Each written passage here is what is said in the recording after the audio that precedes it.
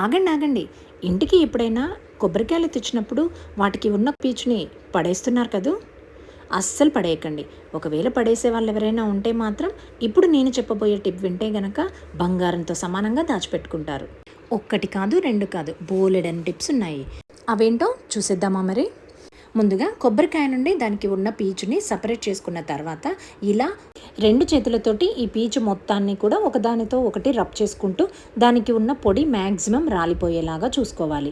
ఇక ఆ తర్వాత కొబ్బరి పీచుకి ఉన్న కొంచెం పార్ట్ మాత్రమే తీసుకొని ఇలా వేళ్ళతోటి ఒక్కొక్కటిగా లేయర్ని సపరేట్ చేసుకుంటూ ఉండాలి. ఇలా అన్నింటిగా పొరలు పొరలుగా విడదీసుకొని అంతా కూడా ఒకవైపు గట్టిగా పట్టుకొని పొడి ఏమైనా ఉంటే రాలిపోయేలాగా రబ్ చేసుకుంటూ ఉండాలి. ఇక ఆ తర్వాత ఏదైనా ఒక పొడవాటి కర్రను తీసుకొని ఆ కర్రకి ఒక చివరన ఇలా మనము గట్టిగా పట్టుకున్న ఈ పీచుని విడదీసుకున్న దాన్ని అంతటినీ కూడా కర్రకి చుట్టూ కూడా స్ప్రెడ్ అయ్యేలాగా చూసుకొని ఏదైనా ఒక రబ్బర్ బ్యాండ్తో కానీ లేదంటే ప్లాస్టర్తో కానీ గట్టిగా ఇలా టై చేసుకోవాలి. ఆ తర్వాత ఏవైనా మళ్ళీ ఇలాంటి పొట్టు ఏమైనా ఉంటే రాలిపోయేలాగా చేతితో రబ్ చేసుకోవాలి.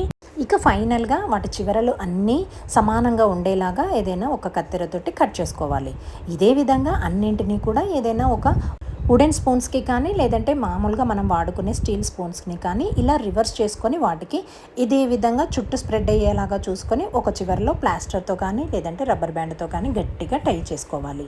ఇలా తయారు చేసుకుంటున్నప్పుడు చేతితోటి మనము విడదీసుకుంటూ పొడిని రాల్చుకోవడానికి ఇబ్బందిగా అనిపిస్తే కనుక ఫోర్కుని తీసుకొని ఇలా కోమ్ చేస్తున్నట్టుగా పైకి కిందికి రబ్ చేస్తే కనుక పొడి అంతా కూడా రాలిపోతుంది. ఇలా మనకి కొబ్బరి పీచు అందుబాటులో ఉన్నప్పుడే ఒకటికి రెండు తయారు చేసి పెట్టుకుంటే మనకి చాలా అంటే చాలా బాగా హెల్ప్ అవుతుంది. ఇలా తయారు చేసుకున్న వాటితోటి మనము రెగ్యులర్గా వాటర్ బాటిల్స్ని క్లీన్ చేసుకోవడానికైతే ప్లాస్టిక్ బ్రషెస్ని వాడుతూ ఉంటాం కదా, అలా కాకుండా పూర్తి ఆరోగ్యకరంగా అలాగే పైసా కూడా ఖర్చు లేకుండానే మనము రెగ్యులర్గా దొరికే వాటితోటి న్యాచురల్ పద్ధతిలో ఇలా మనము వాటర్ బాటిల్స్ని క్లీన్ చేసుకోవచ్చు. దాంతోపాటుగానే పచ్చడి బాటిల్స్ని మనకి చేయి లోపలికి దూరలేనటువంటి వాటిల్లో కూడా ఇలా మనం హెల్దీగా క్లీన్ చేసుకోవచ్చు. ఇక స్పూన్స్కి ఇలా మనము పెట్టి తయారు చేసుకున్న వాటితోనైతే దేవుడి గదిలో పటాల ముందు పడినటువంటి ఏవైనా దుమ్ము అలాగే పువ్వులు ఇలాంటి వాటి అన్నింటినీ కూడా క్లీన్ చేసుకోవడానికి దుమ్మును దులుపుకోవడానికి కూడా చాలా అంటే చాలా బాగా పనిచేస్తుంది.